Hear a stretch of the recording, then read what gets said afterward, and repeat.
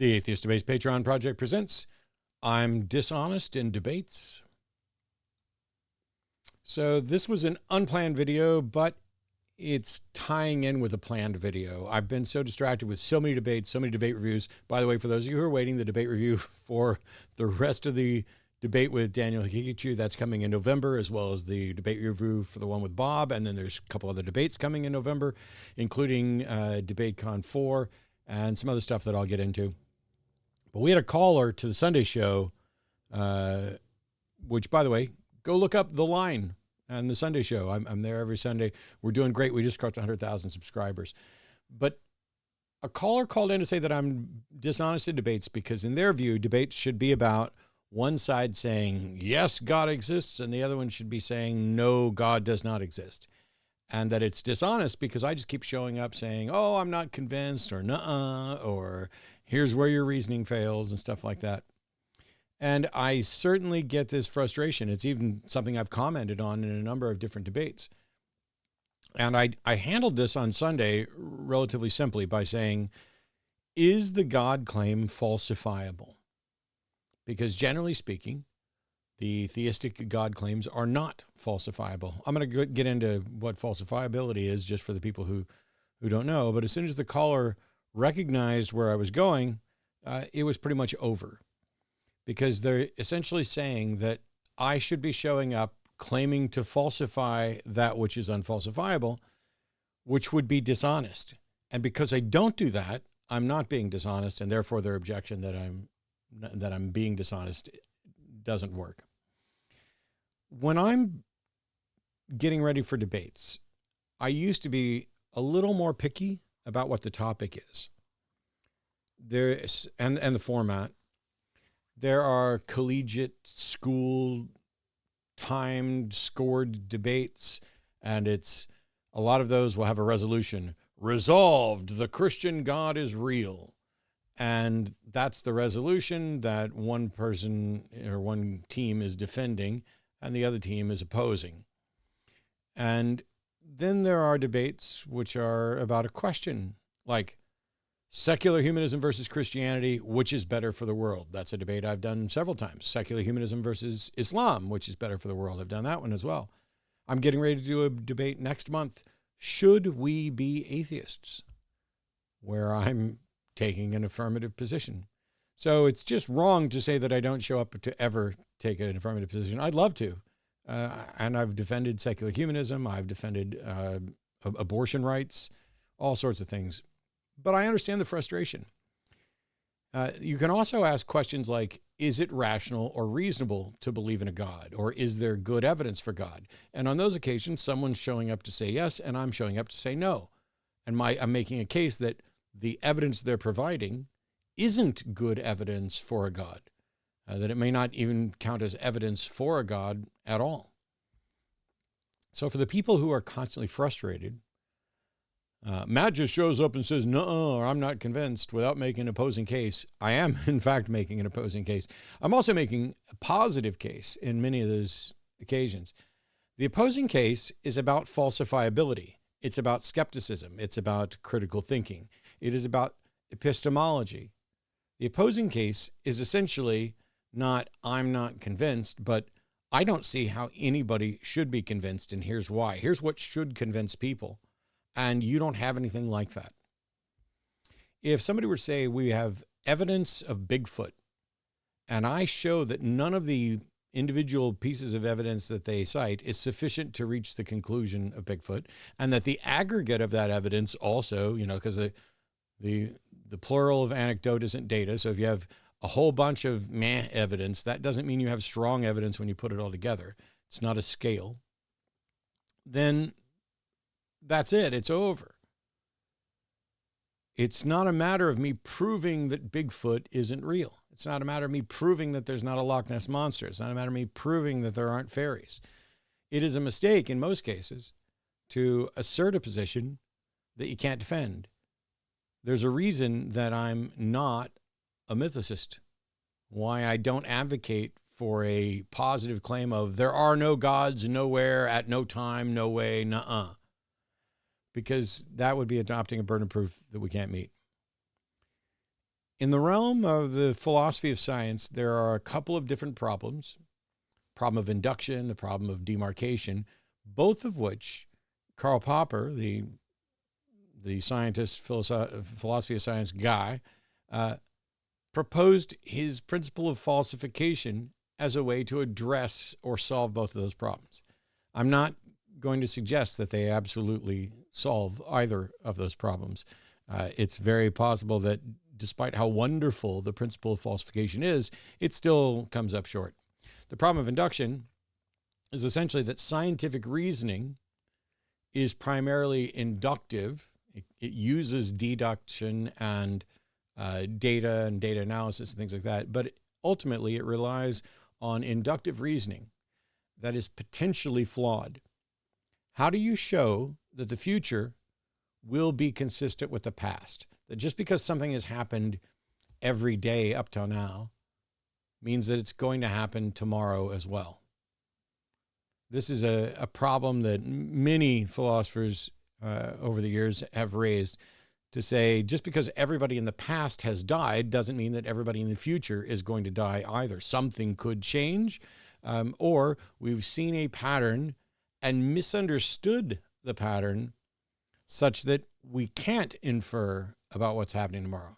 And a lot of people try to solve it by appealing to probabilities, that if this has happened every day, then it's probably going to happen tomorrow. Except the truth is, as Hume and others pointed out, even those consistent elements of data from the past don't add up to a probability. It kind of gets back to what I was saying before about the plural of a bunch of bad evidence doesn't make good evidence. And so you can't even necessarily say that it's more probable, but we can certainly act as if it is. And what we tend to do is say, here's the model. Science doesn't make a proclamation of truth. Science isn't asserting of what's going to happen. It's not even truly, in many cases, presenting a probability of what's likely to happen. It just presents what we expect to happen based on what we hope is a reasonable inference of uniformity or regularity, that the past and the future are similar. And it's only in that context of proportioning our confidence to the actual data and making sure that we don't overstate. It'd be a very safe bet to bet the sun will rise tomorrow, provided you define your terms and somebody's like, well, the sun doesn't actually rise, the earth rotates, and that makes it, yes. It'd be a safe bet that everybody that lives is going to die, that death is an inevitable part of life, despite the fact that transhumanists are working and hopeful for a science fiction future to become a science fact, that we can find a way to either beat entropy and disease, or upload our consciousness in some way so that we live forever in some sense like that. But the problem of induction is a real issue. The problem of demarcation is a similar issue, not with regard to the epistemology of it, but with regard to how it impacts science. Because the problem of demarcation is, how do we tell science from non-science, from bad science, from pseudoscience? What is it that makes something scientific? Because we're going to hold scientific information up as the current highest standard. It doesn't mean that science findings are always right. It doesn't mean that that they're making claims about absolute truth. What it means is that the findings of science, because of the methods that we use to make sure we're only including the most reliable methods, the findings of science are the single most consistently reliable models of understanding of reality that we have. Any other way of knowing, whether you want to highlight intuition, would need to demonstrate its reliability. And if you don't know how reliable it is, then its reliability and its unreliability are indistinguishable. And as soon as you get something where you have an alternate way of knowing, where you can confirm its reliability, well, now you have something that should almost if not actually, qualify as a science. If we can measure how reliable your method is, we've now used science to confirm a methodology that isn't science by testing and determining what its accuracy rate is. Karl Popper presented the principle of falsifiability as a solution to potentially both the problem of induction and problem of demarcation. And all we're saying with the principle of falsifiability is that there is some way in principle to show that the proposition is not true. Famously, it comes up with the black swan fallacy, where you say all swans are white. And what would falsify that claim? Finding a single non-white swan. As soon as you find any swan that's not white, you know that that statement's not true. And so that makes the claim, all swans are white, a testable claim because there's something in principle to show that it's false. You can't just rely on verification, because if you said all swans are white and every swan you ever found was white, that doesn't tell you whether or not they're all white. It just tells you that you haven't yet found anything. And you could search the entire universe looking for it and still not find it, because maybe it used to exist. Maybe it exists in a way or in a place where you couldn't find it. Then the idea that that something is falsifiable in principle is separate from whether or not it's falsifiable in practice. There's a reason why when I'm talking about philosophy, when I'm talking about epistemology, when I'm talking about syllogisms, I point out that true and false is not a true dichotomy. True and not true is a true dichotomy. False and not false is a true dichotomy. True and false fails to something like the liar's paradox. This statement is false, where if it's false, then it's true, and if it's true, then it's false. And so you end up with a paradox. And so there are statements that may not have a discernible truth value. But the liar's paradox is not true, and the liar's paradox is not false. I know there's people who are saying, you're smuggling this in, you're doing this. This is a demonstration of everything is either A or not A, and nothing is A and not A. Identity, non-contradiction, excluded middle. Everything is what it is, isn't what it isn't, and nothing is both is what it is and is what it isn't. Nothing is neither or both in the same way at the same time. I get that that's confusing, but there's been other videos done on that. The point is, Karl Popper's sense of falsification is just a recognition of that basic Venn diagram where everything is either A or not A. If you have no way of showing that there is anything in the set of not A, then your A proposition is essentially pointless. And so when it comes to, like, this is what made this a video, is I promised I'm going to talk about theism and deism and whether or not they're falsifiable. Theism is the notion that there is some personal God exists and interacts with reality in a detectable way. Deism is the notion that there's an undetectable, non-intervening God. So deism is the notion that there's a God, typically like that started it all, but that exists outside of reality and does not interfere. So deists are essentially claiming to have detected the undetectable, and yet the deistic claim is unfalsifiable. There's nothing in principle that you could come up with that could ever demonstrate that there's not a God that is intentionally avoiding detection. As soon as you defined deism as this God that does not intervene with reality in any detectable way, you now have no way to falsify it. Or do you? What if there's a God that does interact with reality? If you detect that God, doesn't that prove that deism's not true? No, because there could still be a God that's also not interacting in any detectable way. But what about theism? Is that a falsifiable proposition? How would you show that there's not a personal God that interacts with reality? Well, he didn't interact with me. That doesn't tell you anything. Well, we have no evidence that he has ever interacted with anybody. I agree. We have no good evidence that he's ever interacted with anybody, but that still does not demonstrate that he doesn't exist. What would falsify theism? As far as I can tell, theism is an unfalsifiable proposition. Deism is an unfalsifiable proposition.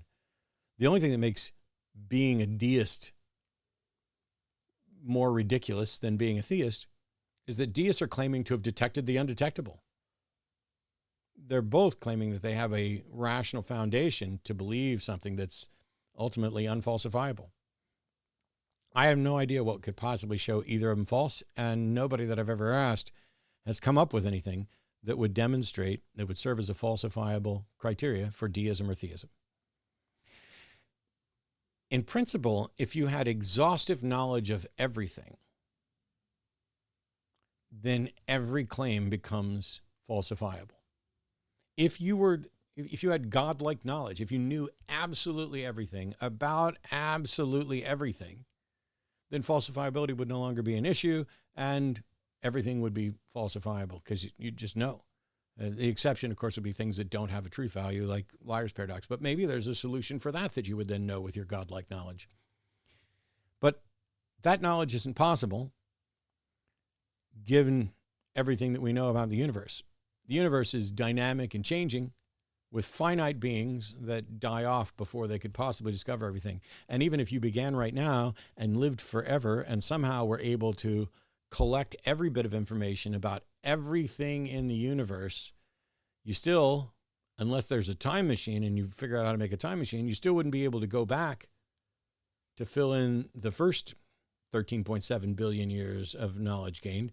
And if you took 13.7 billion years to gain all that knowledge, then you would have missed out on that. So you'd need a way to scrub through time, gain all the knowledge.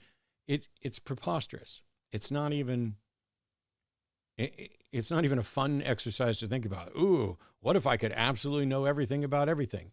There's a reason why, maybe this is the reason why gods don't demonstrate their existence, because they're too busy scrubbing back and forth through time to try to learn everything.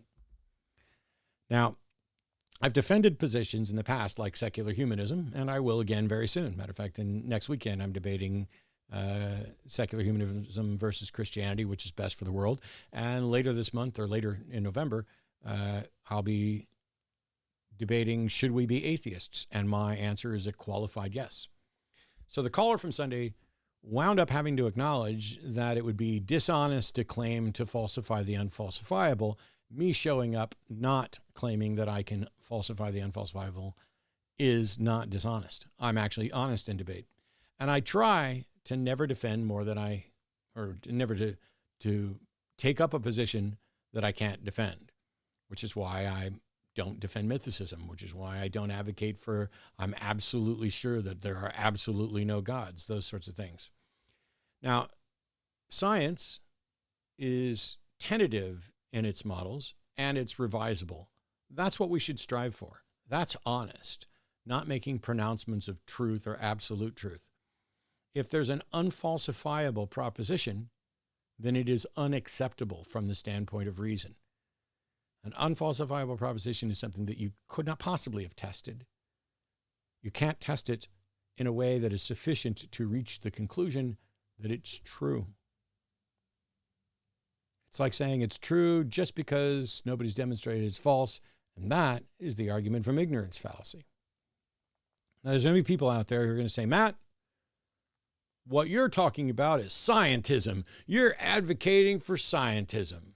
Yes, but I'm not saying I'm advocating for scientism as the only way to know things. I'm not saying that science is the only way to know things, just that it's the best with respect to empirical claims about reality. For other types of claims, there may not be a way to investigate them properly with science, and yet people can have knowledge. When we talk about, I feel hungry, we don't yet have a way to measure my hunger, but I can tell you, I feel hungry. And so my direct experience confirms that, in fact, I'm hungry. Can't demonstrate it to you right now. Even if I stuffed my face, that wouldn't demonstrate it to you. But I can tell you, Matt's hungry right now. As I'm filming this, I'm hungry. And that's not science, but it could be. There's a way that we could potentially build a scientific model to test and investigate my feelings. We're just barred from doing it exhaustively right now. So is Matt advocating scientism?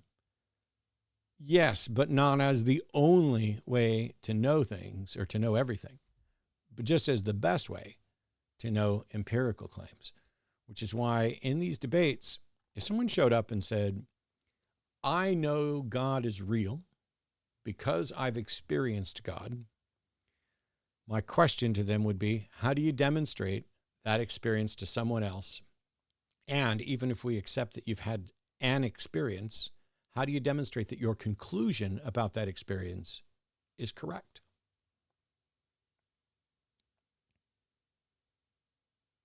Is there a debate left there? If revelation is necessarily first person and to everybody else it's hearsay, a la David Hume, then your personal revelation and your personal experience with God is irrelevant to everybody else. But the temptation is to leave it at that and say, see, there now you're finally getting it, Matt. You don't get to say that my experience with God isn't true. Well, I can say whatever I want, but I wouldn't say that. What I would say is that I don't have any good reason to believe that it's true, and that I'm convinced that you don't have a good reason to believe that it's true. Because if you had good reason to believe that it's true, then personal experience would be a consistent, reliable method of determining whether or not there is a God. And if we had that, then you would not be able to make any excuses for why God doesn't publicly, clearly, demonstrably reveal itself to everyone right now. It's very much like the Babelfish argument from Douglas Adams, only instead of God vanishing, it would be, I don't have any reason to keep hiding. I can just come say hi to everybody. I can't show that your personal experience didn't happen. And that doesn't matter whether that personal experience was you interacting with a God, you being abducted by aliens, or any other unfalsifiable, untestable proposition. I don't have a time machine. But what I am going to consistently do is show up in debates, hopefully with a topic that is good and an opponent that is willing to address it, so that I can either say, yes, that counts as evidence, but it's not sufficient. Yes, that counts as evidence and it is sufficient, and I've now changed my mind. No, that is not good evidence, and that is really bad evidence, and that's actually false as often as possible. In the meantime, get ready for more debates and more debate reviews coming up in November. Thanks, everybody, for tuning in. We'll see you next time. Bye-bye.